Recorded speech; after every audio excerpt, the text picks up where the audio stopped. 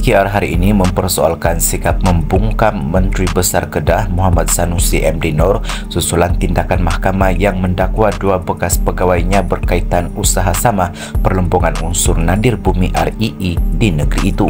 Timbalan Setiausaha Agung PKR Muhammad Zakwan Mustafa Kamal berkata pendirian Sanusi penting selepas pemimpin PAS itu sebelum ini menafikan dia menyalahgunakan jawatannya selaku Menteri Besar dan pengerusi Menteri Besar diperbadankan MBI berkaitan usaha sama perlembungan unsur nadi bumi RII atau terlibat dalam kecurian RII. Sejak awal Sanusi menafikan penglibatan dalam perlembungan RII. Kini dua pegawai memegang jawatan penting di bawah pentadbiran beliau dituduh di mahkamah atas kesalahan meminta dan menerima rasuah. Jadi, kita nak lihat apakah pendirian Sanusi. Soalnya, apakah beliau mengetahui kegiatan dua pegawai itu? Sekiranya dia tidak mengetahui tindak tanduk dua pegawai beliau, maka itu menunjukkan Sanusi tidak cekap dalam soal pentadbiran, katanya kepada Malaysia Kini. Semalam, bekas setiausaha politik Sanusi, Muhammad Hilmi Abdul Wahab didakwa di Mahkamah Session Kuala Lumpur atas dua pertuduhan meminta dan menerima suapan berkaitan projek perlembungan RII di sekitar negeri itu pada Julai lepas. Muhammad Hilmi 50 tahun mengaku tidak bersalah selepas kedua-dua pertuduhan terhadapnya dibacakan di hadapan Hakim Suzana Husin.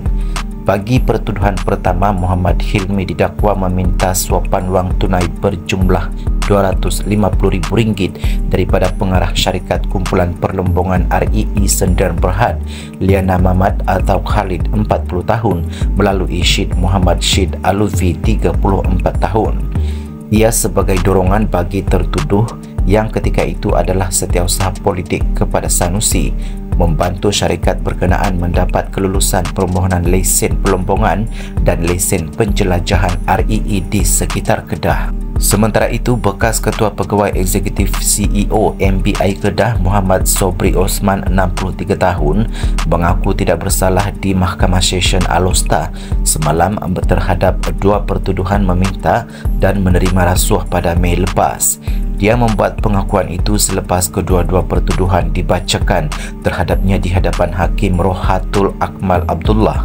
Mengikut pertuduhan pertama, dia didakwa meminta suapan wang tunai berjumlah RM4 juta daripada John Abad P sebagai dorongan untuk membantu syarikat kumpulan perlembungan RII Sendirian Berhad menjalankan usaha sama perlembungan RII di Kedah melalui satu memorandum persefahaman MOU antara syarikat itu dengan MBI Kedah.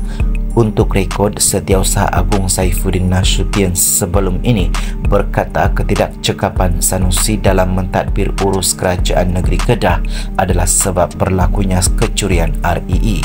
Saifuddin berkata sebagai individu yang mempunyai kerajaan negeri, Sanusi sudah pasti diberikan taklimat dari semasa ke semasa berkaitan sebarang aktiviti melibatkan agensi di bawah kerajaan negeri sama ada dalam mesyuarat ESCO ataupun semasa sidang Dewan Undangan Negeri.